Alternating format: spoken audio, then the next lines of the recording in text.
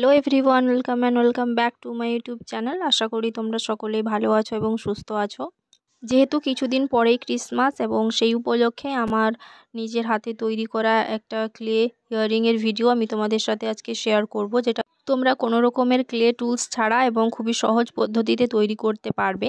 যারা বিগিনার রয়েছো, যারা কোনো রকমের কাজ জানো না, তারাও কিন্তু সহজেই এটা তৈরি করে নিতে পারবে। আমি খুবই সহজ পদ্ধতিতে এটা বানানো দেখিয়েছি। তোমরা ভিডিওটা স্কিপ না করে শেষ পর্যন্ত প্রত্যেকটা স্টেপ ভালো করে দেখো, তাহলে কিন্তু খুবই সহজভাবেই তোমরাও এটা বাড়িতে তৈরি করে নিতে পারবে। এর জন্য দেখো, সবার প্রথমে আমি নিয়েছি ফেভিক্রিলের মোল্ডেড ক্লে, যেটাতে রেজিন এবং হার্ডনার দুটি পার্টকে সমান কোয়ান্টিটিতে নিয়ে মিক্স করে আমি ক্লেটাকে রেডি করে নিয়েছি। এরপরে ক্লের কিছুটা পার্ট নিয়ে সেটাকে ইকুয়াল কোয়ান্টিটিতে দুটো পার্টে ভাগ করে নিয়েছি। এতে যে ইয়াররিংগুলো তৈরি হবে সেগুলো কিন্তু সমানভাবেই তৈরি হবে। এরপরে দেখো, আমি এরকম একটা পেনের সাহায্যে কিন্তু ক্লেটাকে বেলে নিয়েছি। থিকনেসটা কিন্তু খুব মোটা হবে না কিংবা খুব পাতলাও হবে না, মিডিয়ামভাবে তোমাদেরকে রাখতে হবে। যেহেতু ক্লেটা আমার কাঁচা অবস্থায় ছিল, সেই জন্যই কিন্তু আমার একটু হ্যান্ডেল করতে প্রবলেম হচ্ছিল। তো আমি তোমাদেরকে সাজেস্ট করব, ক্লেটা তৈরি করার পরে কিছুক্ষণ রেখে দেবে, প্রায় 2 মিনিট মতন, তারপরে ইয়াররিংটা তৈরি করা শুরু করবে। এরপরে দেখো, আমি এরকম একটা নাইফের সাহায্যে শেপ নিয়ে কেটে নিয়েছি। তোমরা যারা এরকম পারফেক্টলি কাটতে পারবে, কনফিডেন্স রয়েছে, তারা কিন্তু এভাবে করবে। আর যারা পারবে না, তারা পরের স্টেপটা ফলো করতে পারো। এর জন্য দেখো, সেমভাবেই কিন্তু একটা পেনের সাহায্যে এটাকে বেলে নিয়েছি। এটার থিকনেসটাও আমি সেমভাবেই রেখেছি।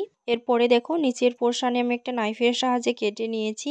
তারপরে এরকম একটা পেনের সাহায্যে শেপ দিয়ে দিয়েছি। এর ফলে যে শেপটা দেবো সেটা কিন্তু খুবই ভালোভাবে আসে। আগে থেকে তৈরি করে রাখা ইয়াররিংটাও কিন্তু আমি কাছে রেখেছি। এর ফলে যে শেপটা আসবে ভালোভাবে যাতে আসে এবং দুটো যাতে সমানভাবে তৈরি হয়, ঠিক তার জন্যই। এরপরে এক্সট্রা পার্টগুলোকে আমি নাইফের সাহায্যে কেটে নেব। এই দুটো প্রসেস ছাড়াও তোমরা কিন্তু কোনো একটা কাগজের টুকরোতে শেপটা কেটে নিয়ে ক্লের বেসটার উপরে বসিয়ে নিয়ে ওই সেম শেপেরই কেটে নিয়েও কিন্তু এভাবে তৈরি করতে পারো। তো সেটা আমি আগে একটা ভিডিওতে দেখিয়েছিলাম, তো এখানে আর দেখালাম না। তো দেখো, এরপরে যে উপরের পোর্শনটা রয়েছে সেটাকে হাতের সাহায্যে একটু ভালোভাবে রোল করে নিয়েছি এবং চারপাশটা নাইফের সাহায্যে এইভাবে ক্লিন করে নিয়ে স্মুথ করে নিয়েছি। এরপরে শেষে কিন্তু আমি একটু ট্যালকাম পাউডার হাতে লাগিয়ে নিয়ে বেসটাকে স্মুথ করে নেব। ঠিকভাবে শেপটা দেওয়া হয়ে গেলে আমি মিডিলের যে রাউন্ড শেপটা রয়েছে সেটাকে ভালোভাবে শেপ দিয়ে দেব।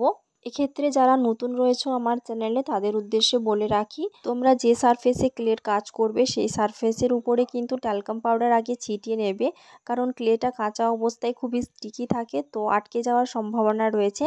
এক্ষেত্রে যেমন আমি প্লাস্টিক শিটটা নিয়েছি, তো তার উপরে কিন্তু আমি ট্যালকাম পাউডার ভালো করে ছিটিয়ে নিয়েছি। এর ফলে দেখো, ক্লেটা কিন্তু সারফেসের কোথাও লেগে যায়নি। এরপরে ক্লের আর ছোট একটু অংশ নিয়ে এভাবে আমি এখানে অ্যাটাচ করে দিয়েছি। এক্ষেত্রে তোমাদের যদি বেসটা ড্রাই হয়ে গিয়ে থাকে, তাহলে কিন্তু তোমরা একটু গ্লু অ্যাপ্লাই করে নেবে। তারপরে দেখো, এরকম একটা নিডিলের সাহায্যে এইভাবে একটু টেক্সচার দিয়ে নিয়েছি। এখানে কিন্তু নিডিলের সামনের অংশটা তোমরা ইউজ করবে। পরে বেসটার উপরে এভাবে একটা টেক্সচার দিয়ে নিয়েছি। এরপরে ক্লের আর কিছুটা পোর্শন নেব এবং সেটাকে এইভাবে হাতের সাহায্যে রোল করে নিয়ে দড়ির মতন তৈরি করে নেব। সেটাকে নিচের পোর্শনে আমি ভালোভাবে অ্যাটাচ করে দেব। তারপরেই সেমভাবে আমি ওই নিডিলের সাহায্যে এইভাবে একটু টেক্সচার দিয়ে দেব। এক্ষেত্রেও তোমাদের যদি বেসটা ড্রাই হয়, অবশ্যই গ্লু অ্যাপ্লাই করবে। দুটো বেসই কিন্তু আমার রেডি হয়ে গেছে। যেহেতু আমি এগুলো দিয়ে ইয়াররিং বানাবো, তো এটার মিডিল পোর্শনে আমি একটু হোল করে নেব, যেখানে আমি ইয়াররিং স্টাড পাস করব। এরপরে এগুলোকে আমি ড্রাই হতে রেখে দেব। তোমরা যখনই কালার করবে তার আগে কিন্তু অবশ্যই এগুলোকে ড্রাই হতে দেবে। টোটালি যখন এগুলোকে ড্রাই হয়ে যাবে, তখন এগুলোকে কালার করে নেব। যেহেতু এগুলো রেড এবং হোয়াইটের কম্বিনেশনে কালার হয়, তো সেই মতন আমি এগুলোতে কালার করে নেব। কালার করার জন্য আমি এখানে ফেভিক্রিলের অ্যাক্রিলিক কালার সবসময় ইউজ করি। কালারটা যখন পুরোপুরিভাবে ড্রাই হয়ে যাবে, তারপরে কিন্তু আমাদেরকে ভার্নিশের একটা কোট অ্যাপ্লাই করতে হবে, যাতে আমাদের তৈরি এই জুয়েলারিগুলো অনেক দিন ধরে ভালো থাকে এবং কালারটা বহুদিন ধরে স্টে করে। তাই নয়, কালারটা বহুদিন ধরে ব্রাইটও থাকে, তো তার জন্য ভার্নিশ অ্যাপ্লাই করা মাস্ট। এরপরে ইয়াররিং স্টাড অ্যাটাচ করে নিয়ে এগুলোকে কমপ্লিট করে নেব। তো দেখো, এর ফাইনাল লুকটা কেমন হয়েছে কমেন্ট করে কিন্তু অবশ্যই জানাবে। তো দেখা হচ্ছে আবার নেক্সট ভিডিওতে।